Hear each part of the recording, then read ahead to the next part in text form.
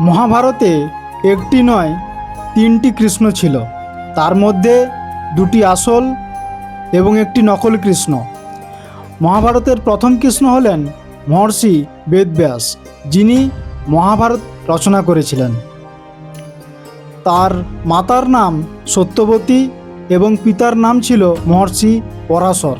তার আসল নাম ছিল কৃষ্ণদ্বৈপায়ন। তার গায়ের রং কালো এবং তিনি একটি দ্বীপে জন্মগ্রহণ করেছিলেন বলে তার নাম রাখা হয়েছিল কৃষ্ণদ্বৈপায়ন। মহাভারতের দ্বিতীয় কৃষ্ণকে আমরা সবাই জানি, যিনি মহাভারতের যুদ্ধে পঞ্চপাণ্ডবের সাহায্য করেছিলেন এবং যিনি অর্জুনের সারথি ছিলেন, আমাদের ভগবান শ্রীকৃষ্ণ। তিনি ছিলেন মহাভারতের যুদ্ধের আসল মহানায়ক।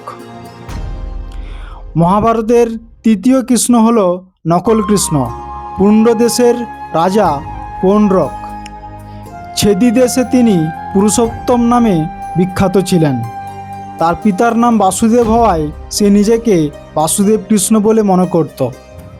কৌশিকী নদীর তীরে কিরাত, বঙ্গ এবং পুণ্ড্র দেশে তার রাজত্ব ছিল। সে খুব মূর্খ এবং অবিচারী রাজা ছিল। তার মূর্খ বন্ধুরা তাকে বলতো সেই হলো আসল বাসুদেব কৃষ্ণ ও ভগবান বিষ্ণুর অবতার।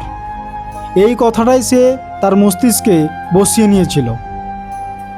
সেও কৃষ্ণের মতো নিজের রূপ ও রং করে নিয়েছিল।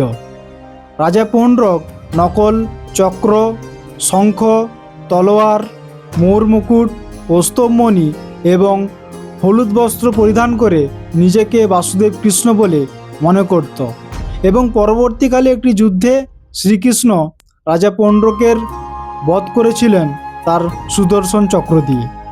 জয় শ্রীকৃষ্ণ।